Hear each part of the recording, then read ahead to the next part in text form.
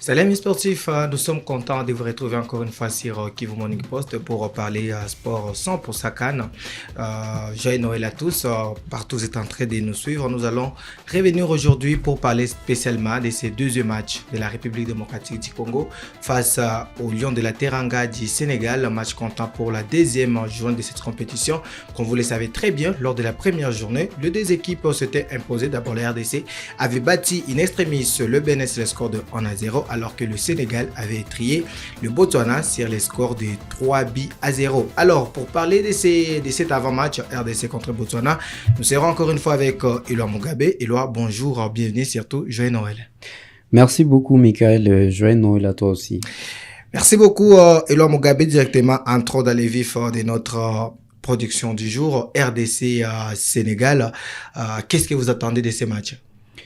C'est un match qui sera décisif pour les deux équipes, d'autant plus que c'est déjà la deuxième journée. Donc, je pense que c'est un match très attendu par l'ensemble du peuple congolais, mais aussi du peuple sénégalais, parce que c'est un match déjà qui permettra à l'équipe qui va s'imposer de se qualifier pour le prochain tour. Donc, c'est un match vraiment très attendu.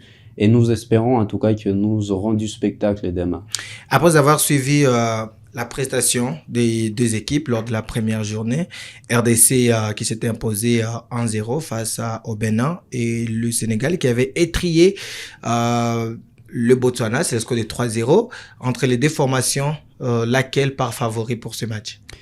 Bien entendu, comme nous le disions déjà depuis le début de cette CAN, le Sénégal part favori. Pas seulement à cause de son histoire que nous connaissons tous, mais aussi à cause de sa prestation lors du premier match, parce que c'est une équipe qui a su s'imposer, qui a su dominer l'équipe du Botswana. Donc, les Sénégal pas favoris, mais attention avec quand même la RDC, parce que nous avons vu que ces deux équipes se sont rencontrées il y a quelques mois, et la RDC a su poser des problèmes à cette équipe. Donc, bien que le Sénégal pas favori, on ne doit pas aussi minimiser notre équipe nationale.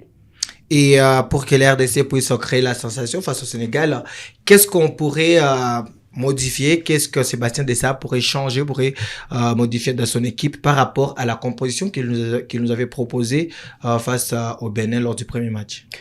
Je pense qu'il n'y aura pas vraiment beaucoup plus de choses à changer, mais seulement revoir un peu le milieu du terrain, parce que c'est là où se joue, je vais dire, tous les matchs. Quand le milieu du terrain est dominant et l'équipe joue beaucoup plus mieux.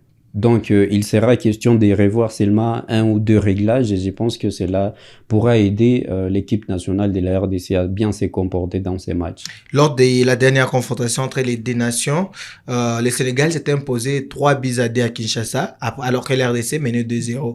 Il y a un homme qui avait attiré notre attention, c'est Iliman Ndiaye. Et demain, face au Sénégal, est-ce qu'un plan anti-Iliman Ndiaye pourrait être bénéfique pour la RDC?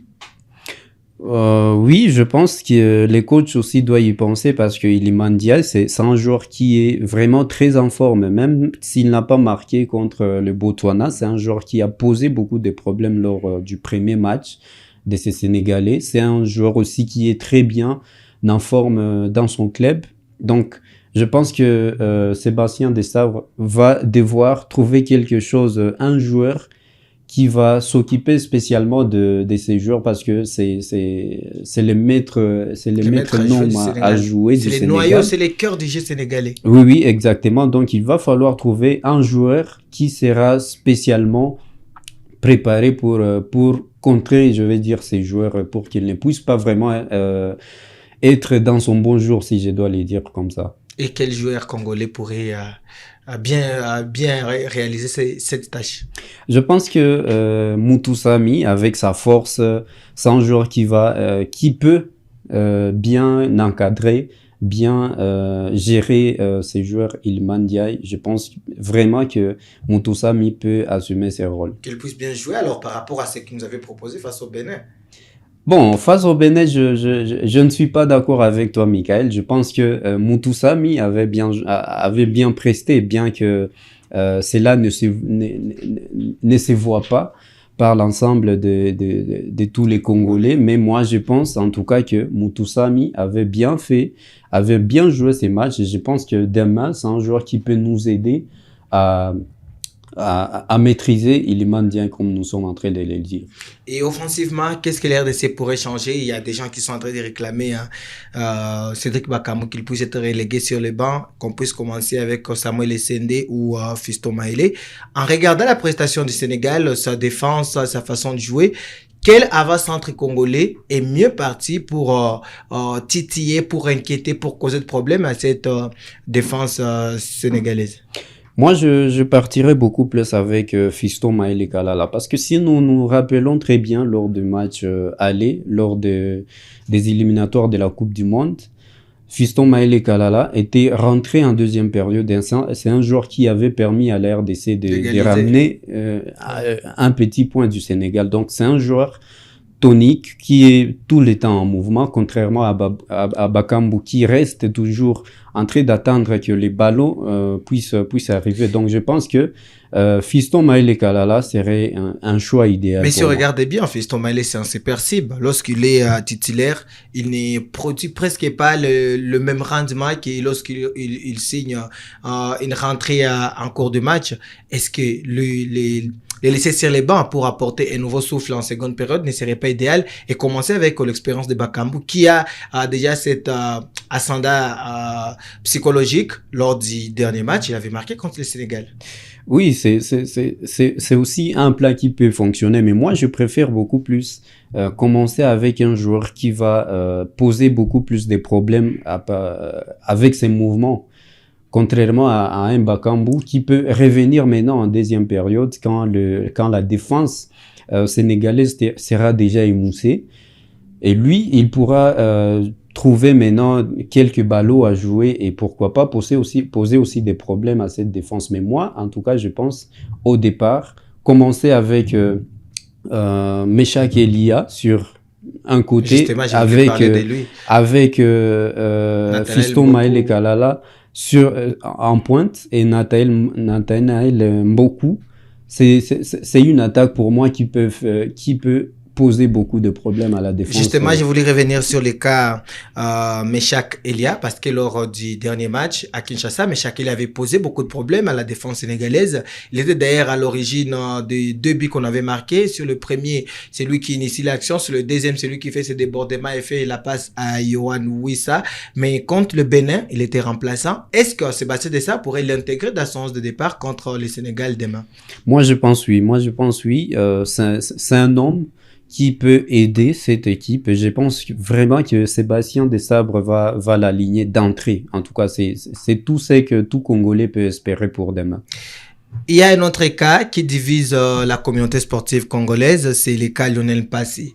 Méritait-il d'être titulaire demain face au Sénégal, ou les grands bains, Mathieu Epolo ou Timothy Fayulu, peut-être vécu? Non, je pense qu'il y ait des changements dans les buts. Je pense que ce n'est pas une bonne chose parce que déjà il n'y a pas eu trop d'incidents, si je dois dire, lors du premier match. La prestation, c'est vrai, n'était pas aussi rassurante, mais quand même, vous savez, Michael, quand un gardien n'a pas commis, si je dois dire, une erreur flagrante. Il avait gardé à sa cage inviolée. Il avait réalisé un clean sheet. Il a réalisé un clean sheet. Donc, déjà, le sortir lors de la deuxième rencontre, c'est aussi quelque chose qui peut déstabiliser les joueurs ou soit les groupes. Donc, moi, je pense que Lionel Mpassi sera reconduit demain. Connaissant Sébastien Desabre, c'est un coach qui ne chamboule pas trop son 11 de départ. Et je parie que demain face au Sénégal, on aura presque le même 11 qui avait démarré face au Sénégal. Alors, parlant de l'histoire RDC-Sénégal, le Sénégal, c'est une équipe qui nous a causé beaucoup de problèmes sur le 10 confrontations officielles que les deux équipes ont livré. Le Sénégal a gagné 5 matchs. L'RDC ne compte que 3 victoires et les restes sont de match nul. Et la dernière victoire congolaise date au moins de plus de 50 ans. croyez-vous que la RDC a des ressources nécessaires demain pour mettre fin à cette hégémonie sénégalaise? Oui, je pense que la RDC a du ressources avec les groupes que nous avons.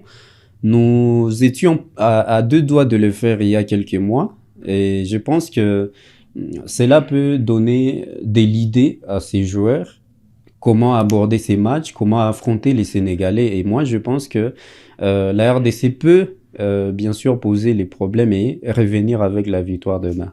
Allez, parlons des 11 probables RDC contre Sénégal. Lionel Passy est bien parti pour garder le cage. Il y a Wan-Bissaka, Tonzebe, Chancel Mbemba et Masuako qui sont bien partis également pour garder l'arrière-garde, on saute la défense. Et en médiane, c'est là où ça cause problème, qui pourrait être intégré parce que c'est le secteur qui était beaucoup plus critiqué par le Congolais lors du premier match. Oui, exactement. C'est les secteurs qui n'ont pas vraiment bien marché lors du premier match. Et c'est là où il va y avoir beaucoup plus de changements, je pense. Tout ça sera d'abord reconduit et Galaël, plutôt Noah Sadiki. Noah Sadiki, je pense. Et Doka Mb sera remis sur les bas parce que sa prestation contre les Bénins a été décevante. On remet Charles Piquet?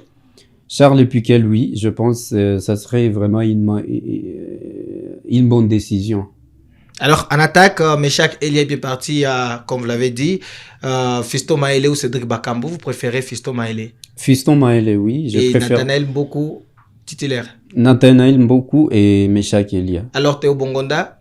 Théo Bongonda, il peut attendre sur les bancs et venir aussi avec Cédric Bakambu quand l'équipe sénégalaise sera un peu plus fatiguée. Alors, amis sportifs, là c'était un peu ce qu'on avait à dire sur l'avant-match RDC Sénégal qui va se jouer.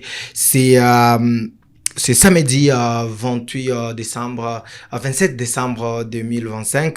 Et déjà, la deuxième journée de cette Coupe d'Afrique des Nations démarre déjà dès aujourd'hui dans les groupes A à 19h30. On aura Zambie contre Îles Comores à 22h, Maroc contre Mali. Et puis, dans les groupes B, à 14h30, c'est ce qui va commencer. L'Angola jouera contre les Zimbabwe et à 17h, l'Égypte jouera contre l'Afrique du Sud. Demain samedi, on aura à 14h30 Bénin Botswana et à 17h RDC Sénégal. Et puis dans les groupes C, à 19h30, l'Ouganda jouera contre la Tanzanie et à 22h, l'Égypte jouera contre la Tunisie dans un grand choc de ces groupes. Nous sommes à la fin de cette production du jour amis sportifs. Oilo Mugabe, si vous pouvez terminer par un pronostic de ces matchs en quelques mots avant qu'on rende l'antenne. RDC Sénégal? Oui. Je suis optimiste. Je crois à une victoire de la RDC. Je souhaite également le meilleur à la République démocratique du Congo et j'espère que nous serons les meilleurs et que nous allons mettre enfin fin à cette domination sénégalaise. Merci à vous de nous avoir suivis. On se retrouve le lundi pour décrypter tout le match de la deuxième journée qui vont se jouer ce week-end. Et donc, portez-vous bien accompagné de nos programmes.